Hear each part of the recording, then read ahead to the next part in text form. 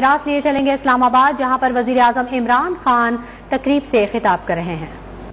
Security actually multi dimensional چیز ہوتی ہے۔ سب سے بڑی اگر قوم میں انسیکیورٹی ہوتی ہے تو وہ تب جب اس کے ملک میں ایک چھوٹا سا جزیرہ امیر لوگوں کا ہو اور غریب کے سمندر کے بیچ میں ہو۔ یعنی جب ایک ملک کی پراسپیرٹی انکلوسیو نہ ہو، وہ ملک ہمیشہ انسیکیور رہتا ہے۔ تو میں جب مدینہ کی ریاست کی بات کرتا ہوں، مجھے بڑا افسوس ہوتا ہے کہ لوگوں کو اس چیز کانسیپٹ سمجھ ہی نہیں ہے مدینہ کی ریاست کیا ہے۔ وہ سمجھتے ہیں جی ووٹ لینے کے لیے بات کر رہے ہیں یا کوئی پتہ نہیں اسلام کو استعمال کر رہے ہیں پالیٹکس کے لیے، اس لیے کیونکہ لوگوں نے اسٹڈی ہی نہیں کیا وہ ماڈل۔ وہ ایک اتنا یونیک ماڈل تھا کہ ایک عظیم لیڈر نے وہ لوگ جن کی حیثیت ہی کوئی نہیں تھی، ان کو اس نے اکٹھا کر کے دنیا کا عظیم سویلائزیشن بنا دیا۔ یہ تاریخ کا حصہ ہے، یہ کوئی میتھولوجی نہیں ہے۔ ہمیں پتہ ہے کہ وہ کب مدینہ تشریف لے کے آئے اور وہ کب دنیا سے گئے۔ یہ تاریخ کا حصہ ہے۔ وہ کتنے لوگ تھے پہلی جنگ میں اور 10 سال کے بعد وہ کیا تھے، 20 سال کے بعد وہ سویلائزیشن کدھر تھا، 25 سال کے بعد، 50 سال کے بعد سویلائزیشن کہاں تھا۔ یہ تاریخ کا حصہ ہے۔ وہ ماڈل کیا تھا؟ وہ ایکچولی یہ جو آپ کی نیشنل سیکیورٹی ہے، یہ بالکل وہ اگر آپ ماڈل سمجھ جائیں وہی سیکیورٹی ہے ملک کی۔ انہوں نے دنیا کی پہلی ویلفیئر سٹیٹ قائم کی۔ پیسے بھی نہیں تھے، ان کے پاس کوئی دولت نہیں تھی، بڑے ہجرت کر کے آئے تھے، غریب لوگ تھے، لیکن انہوں نے ایک چیز ثابت کی کہ جب ایک قوم اپنے کمزور طبقے کا دھیان رکھتی ہے، اصل میں سیکیورٹی وہ ہے، وہ سیکیور ہو جاتی ہے، قوم کھڑی ہو جاتی ہے۔ سب کا سٹیک ہوتا ہے قوم کے اندر۔ جب تک کہ ہر انسان کا سٹیک نہیں ہوتا، آپ جتنے مرضی 22 کروڑ کا ہجوم ہے، وہ انسیکیور رہے گی ہمیشہ۔ سیکیورٹی تب آتی ہے جب ہر شہری اپنی قوم کو اون کرتا ہے۔ فوج سیکیورٹی نہیں دے سکتی، لمیٹڈ سیکیورٹی ہے۔ سیکیورٹی دیتی عوام۔ عوام جب کھڑی ہو جاتی ہے، قوم بن جاتی ہے، وہ سب سے طاقتور قوم ہے۔ چھوٹا سا کیوبا، سینکشنز کتنی لگی، وہ کیسے سروائیو کر گیا؟ کیونکہ جو حکومت تھی، دنیا کی بہترین فلاحی ریاست انہوں نے بنائی۔ ہر انسان کے لیے انہوں نے ایک ریاست نے سٹیک دے دیا کہ یہ آپ کی ریاست ہے۔ اور جب انہوں نے ویلفیئر سٹیٹ بنائی، کچھ بھی نہیں تھا، کچھ بھی نہیں ہے ان کے پاس، کمپیئر کریں پاکستان سے، لیکن وہ کھڑے ہو گئے۔ تو ہمارا جو پاکستان کا سب سے بڑا انسیکیورٹی کا اب تک جس وجہ سے ہم انسیکیور ہیں، جو وجہ ہے، وہ ہماری ان ایکول ڈیولپمنٹ ہے۔ ہمارے امیر غریب کے اندر فاصلے بڑھتے رہے۔ ہمارے ملک کے اندر ایک چھوٹا سا ایلیٹ نے کیپچر کر لیا ملک کی ریسورسز، اور ایلیٹ نے دوسروں کو کمپٹیشن کو آنے نہیں دیا۔ جو اصل انٹرپرینرز تھا ان کو اوپر نہیں آنے دیا۔ اس نے ساری ریسورسز، اور اس سے زیادہ ظلم کا نظام کیا ہوگا کہ چھوٹے سے ایلیٹ نے ایک انگلش میڈیم سسٹم لے آیا ایجوکیشن کا، اور ایجوکیشن سسٹم کے ذریعے لوگوں کو نیچے کر دیا، ایک اپارٹھائڈ بنا دی کہ جو صرف اچھی نوکری انگلش میڈیم، باقی عوام کے لیے سیکنڈری نوکریاں۔ تو سارا جو ہمارا سسٹم تھا ایجوکیشن کا، ہیلتھ سسٹم، وہ آہستہ آہستہ گورنمنٹ ہاسپٹل ڈیجنریٹ کر گئے۔ صرف پرائیویٹ ہاسپٹل میں لوگ جا کے اچھا علاج کروا سکتے تھے یا ملک سے باہر جاتے۔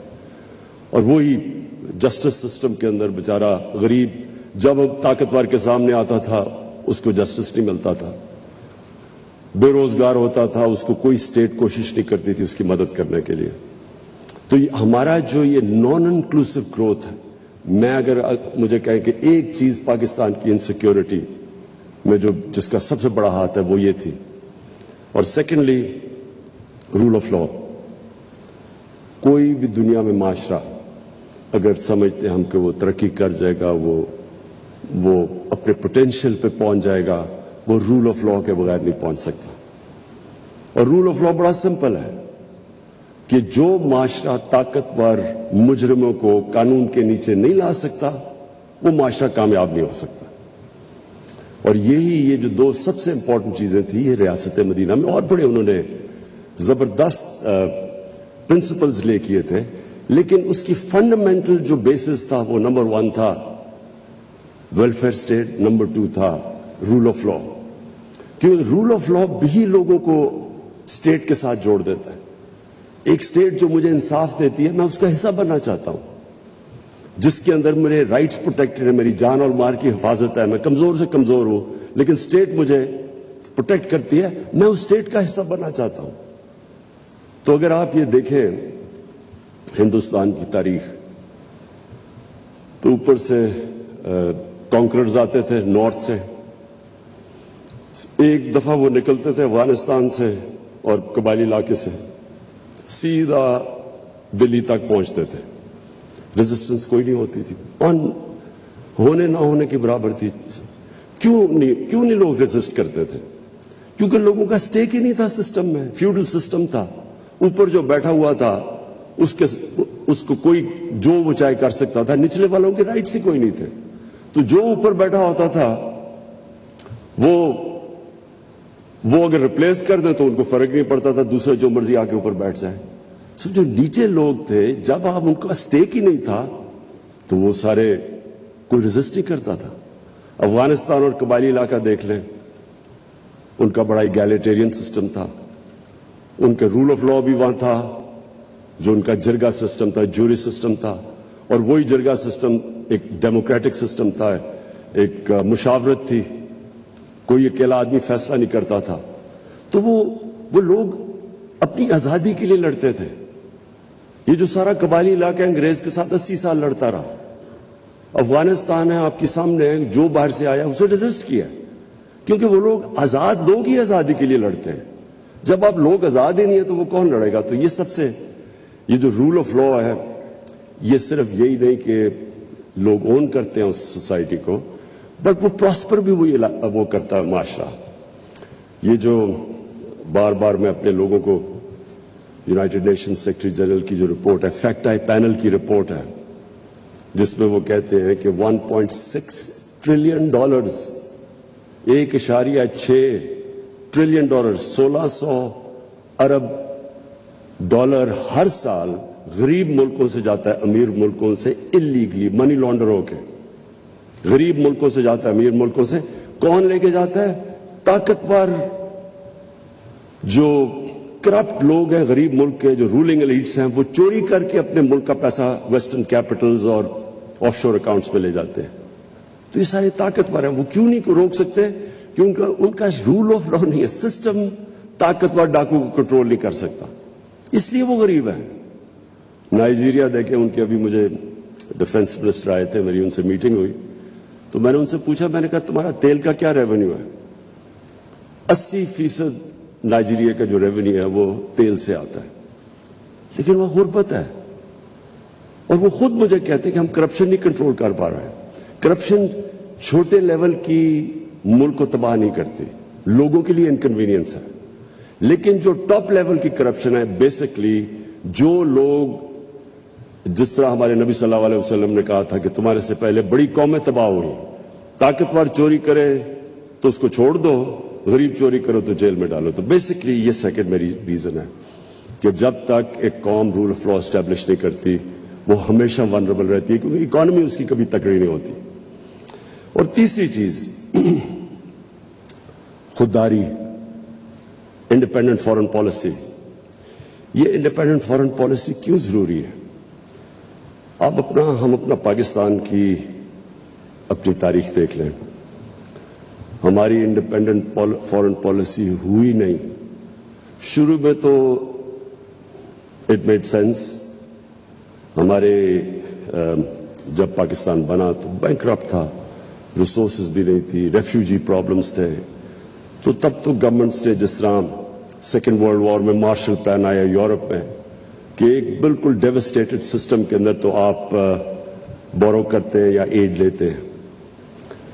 لیکن جو ہماری ڈپینڈنسی ہو گئی اس کے اوپر، یہ سب سے بڑا نقصان ہوا ہے پاکستان کو۔ اگر مجھے کوئی کہنا کہ ایک آپ وجہ بتا دے اس کے علاوہ رول آف لا اور انکلوسو گروتھ نہ ہونے کی وجہ سے، اگر مجھے آپ کہنا ایک اور وجہ ہے کہ ہمارا ملک کیوں نہیں اپنے پوٹینشیل پہ پہنچ سکا۔ 60s میں پاکستان سارے ایشیا میں مثال دی جاتی تھی ایز اے ڈیولپمنٹ ماڈل، تو کیوں نہیں ہوا؟ اس کی وجہ یہ تھی کہ ہمارے میں ڈپینڈنسی سنڈروم آ گیا۔ ہم نے اپنے اندر جو انسان کے اندر اللہ نے طاقت دی ہے وہ ہم نے کبھی ڈسکور کرنے کی کوشش نہیں کی۔ ایک انسان اپنی پوٹینشیل پہ تب پہنچتا ہے جب وہ ریزسٹنس کے سامنے کھڑا ہوتا ہے، جب وہ انسان پش کرتا ہے اپنے آپ کو، اس کے اندر سے اللہ کا اتنا جو پوٹینشیل دیا وہ نکلتا ہے۔ جس طرح ایک اللہ نے انسان کو بنایا ایسا ہے کہ اگر وہ بازو کو ریزسٹ کرے گا، ویٹس اٹھائے گا، بازو تکڑا ہو جائے گا، بازو کو استعمال نہ کرے وہ سوکھ جائے گا۔ وہی انسان کا جو اصل پاور ہاؤس ہے، اس کا مائنڈ، جتنا وہ ریزسٹ کرتا ہے اتنی وہ اپنے اندر ڈسکور کرتا ہے اللہ نے کیا صلاحیتیں دی ہے۔ قوم کا بھی یہی ہے۔ قوم کے اندر جب یہی شروع میں آ جائے کہ جی اگر ہمیں ایڈ نہیں ملے گی تو ہم چلیں گے نہیں، تو پہلے معافی سے شروع کریں، وہ قوم نہیں کبھی بنی۔ قوم بنتی ہے جب ایک independent foreign policy, meaning foreign policy جو قوم کے مفادات کو پرائرٹی دیتی ہے، پھر آگے چیزیں آگے جاتی ہے اس کے۔ تو اب دیکھ لیں، کبھی ہم نے ایویلیویٹ نہیں کیا کہ ہم نے جب افغان جہاد میں شرکت کی تو اس سے ہم نے کیا کھویا کیا پایا، اس کی کبھی انڈیپینڈنٹ انالیسز نہیں ہوئی کہ ہم نے اپنی بالکل افغانستان کے لوگوں کی مدد کی، فورن آکوپیشن تھی، ان سے ظلم ہوا، ہم نے شرکت کی، لیکن کبھی ہم نے یہ نہیں ایویلیویٹ کیا کہ کیا ہم نے شرکت اس لیے کی کہ ہم افغانستان کے لوگوں کی مدد کرنا چاہتے تھے، یا ہم نے شرکت کی ڈالرز کی وجہ سے اور ایڈ کی وجہ سے۔ اس کی ہم نے صحیح معنی میں ایویلیویشن نہیں کی، کبھی ڈسکشن نہیں ہوئی۔ اور اگر آپ اس کی ڈسکشن کریں گے تو جو ہمیں ڈالرز ملے، میں آپ کو جب آپ اس کی ایویلیویشن کریں گے اس سے بہت زیادہ نقصان ہم نے اٹھایا۔ 5 ملین ریفیوجیز تھے پاکستان میں، پہلی دفعہ سیکٹیرین ملیٹنسی شروع ہو گئی پاکستان میں، اس کا اپنا جو ہمارے رول آف لا پہ امپیکٹ پڑا اور جو انویسٹمنٹ کی انوائرمنٹ کے اوپر امپیکٹ پڑا، وہ کوئی کسی نے نہیں اسیس کیا۔ پھر کلیشنکوفز، ڈرگز آ گئی مارکیٹ میں، بلیک کا پیسہ آ گیا، اس کا کیا امپیکٹ پڑا مارکیٹ پہ، کرپشن کیسے بڑھی۔ پھر جب ہم نے 9/11 کے بعد پھر سے ہم نے شرکت کی تو اس کا کیا امپیکٹ ہوا، کبھی کسی نے، میں نے کبھی کوئی انالیسز پاکستان میں نہیں سنی۔ اور کیوں؟ اس کی وجہ تھی کیونکہ جو ہماری ایلیٹ تھی اس نے شرکت کی اس میں، وہ تب بھی کی 80s میں، اپوزٹ چیزیں تھیں۔ 80s میں ہم کر رہے ہیں کہ جی ہم فورن آکوپیشن کے خلاف ہیں، 2000 کے بعد ہم کر رہے ہیں کہ نہیں جی اب فورن آکوپیشن کے بعد جو ریزسٹنس ہے وہ ٹیررزم ہے۔ یعنی ایک 180 ڈگریز ٹرن کیا ایک ملک نے، اپنی پرنسپلز کو وائلیٹ کیا، اور اس کا جو پھر ہمیں نقصان ہوا، میں نے کبھی یہ نہیں دیکھا کوئی ایویلیویٹ کرے کہ پاکستان کو اس کا کیا فائدہ ہوا، کیا نقصان ہوا۔ جو ڈیوسٹیشن ہوئی پاکستان میں، جو ہمارا برانڈنگ ہوئی، مجھے یاد ہے آرٹیکل نکلا، the most dangerous place in the world، the most dangerous place in the world، اس ملک میں کیا اکنامکس ہوگی، کیا انویسٹمنٹ ہوگی۔ اس ٹائم پہ آپ ذرا دیکھیں، سب ہمارے سے آگے نکل گئے، انڈیا، بنگلہ دیش، ویتنام، کمبوڈیا، جن کے ہم قریب تھے، سارے آگے نکل گئے پاکستان سے۔ کوئی ایویلیویٹ ہی نہیں کر سکتا کہ ہم نے اس جنگ کی کیا ہمارا ضرورت تھی۔ اور ہر جگہ اگر آپ باٹم میں جائیں گے تو ہم نے ایڈ کے پیچھے فیصلہ کیا، ہم نے فیصلہ یہ نہیں کیا کہ ہمارے لوگوں کی بہتری کیا ہے۔ ہمیں ایک کسی اور ملک کے مفادات کے لیے ہم نے اپنے ملک کو قربان کیا، اور پھر ایویلیویشن بھی نہیں کبھی کی۔ تو اس لیے میں یہ بلیو کرتا ہوں کہ جس ملک کی انڈیپینڈنٹ فارن پالیسی نہیں ہے وہ کبھی اپنے لوگوں کے مفادات کی حفاظت نہیں کر سکتا۔ جو اپنے لوگوں کے انٹرسٹ ہے وہ کبھی نہیں ان کو ڈیفینڈ کر سکتا, اور پھر نہ ہی اس کی دنیا میں رسپیکٹ ہوتی ہے. ہم نے پوری کوشش کی اپنے 3.5 سال میں کہ پاکستان کی فارن پالیسی آزاد ہو, بلاک پالیٹکس سے ہم بچیں, ہم برانڈ نہ ہوں کہ ہم اس بلاک میں یا دوسرے بلاک میں, ہم صرف فیصلہ کریں کہ پاکستان کے 22 کروڑ لوگوں کے فائدے میں کیا چیز ہے, ہماری پالیسی صرف اس سے کرافٹ ہو. یہ نہ ہو کہ جو ہمیں ادھر سے حکم ملے تو ہم ادھر چلے جائیں. اور میں سمجھتا ہوں کہ جو پاکستان کو رسپیکٹ ملا ہے, کوئی انڈیپینڈنٹ اس کی ایویلویشن کروائے کہ 3.5 سال میں جو پاکستان کی فارن پالیسی میں انٹرنیشنلی جو ہمیں رسپیکٹ ملا یہ کبھی پاکستان کو پہلے نہیں ملا.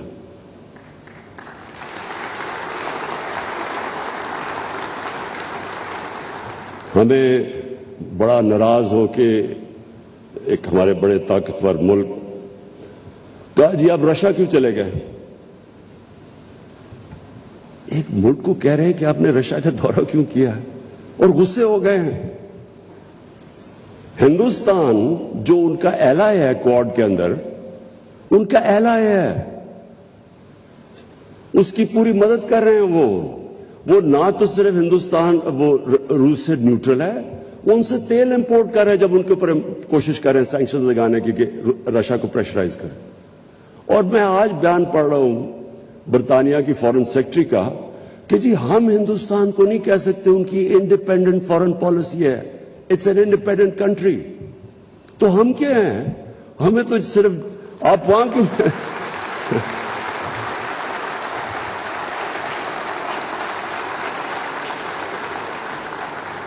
اور میں یہ کسی کو میں ایکچولی ان کو بلیم نہیں کرتا, یہ ہمارا قصور ہے.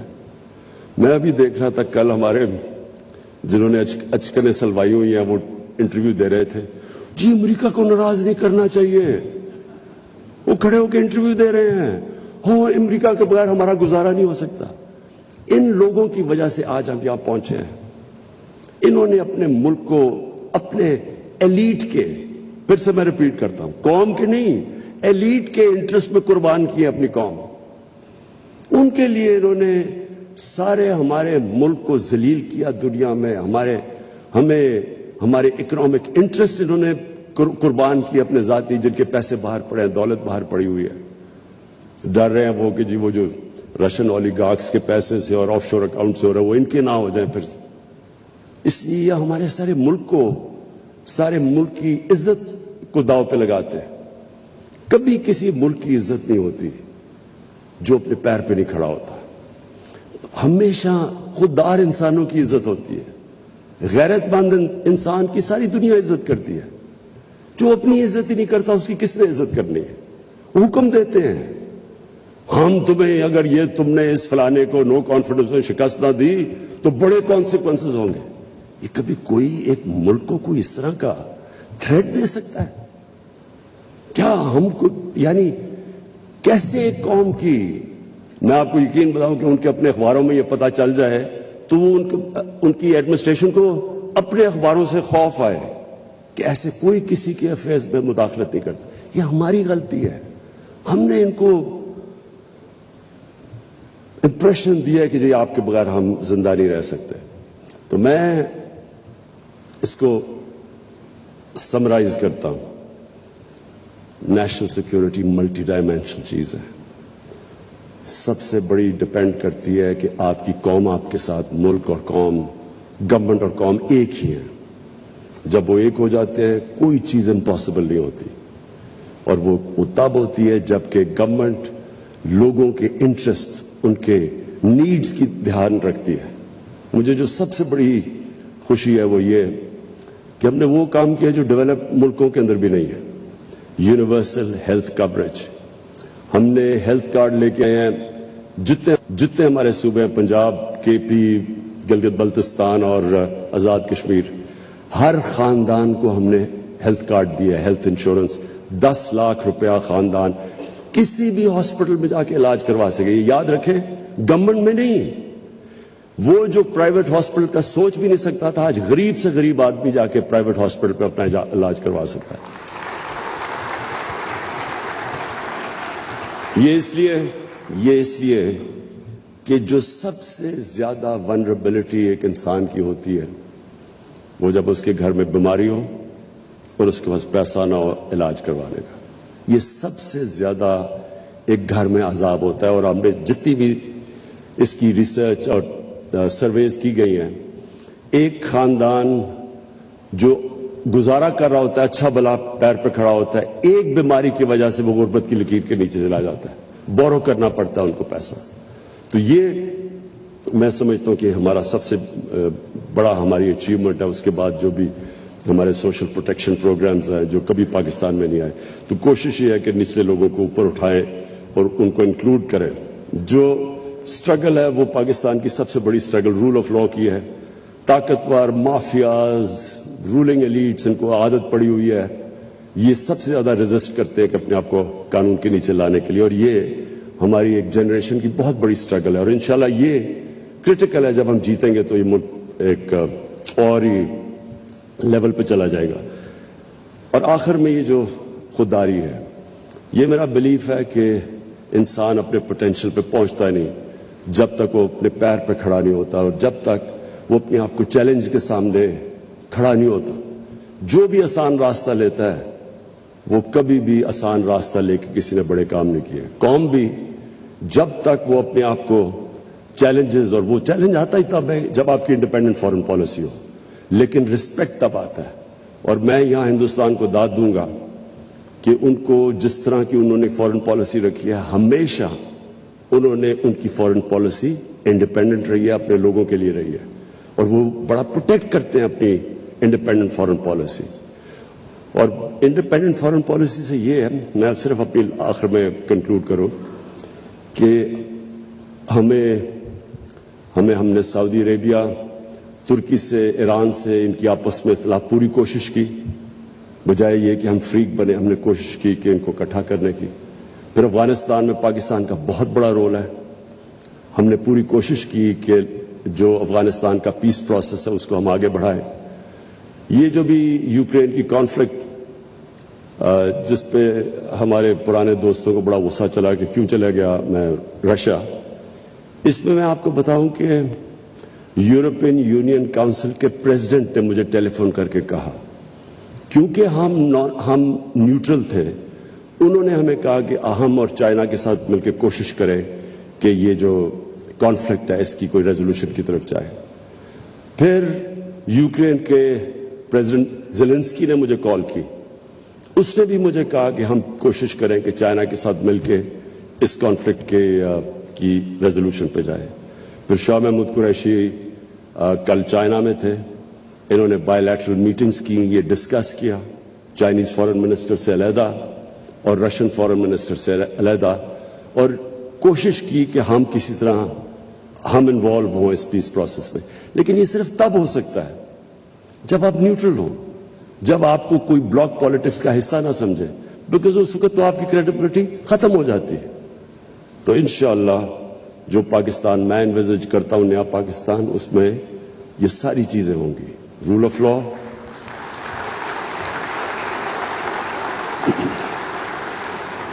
لا، فلاحی ریاست جس میں انسانیت ہو، جس میں انکلوسو گروتھ ہو، اور ایک انڈیپینڈنٹ فارن پالیسی جس کا صرف ایک مقصد ہو کہ ہمارے لوگوں کے انٹرسٹ کو پرائرٹائز کیا جائے۔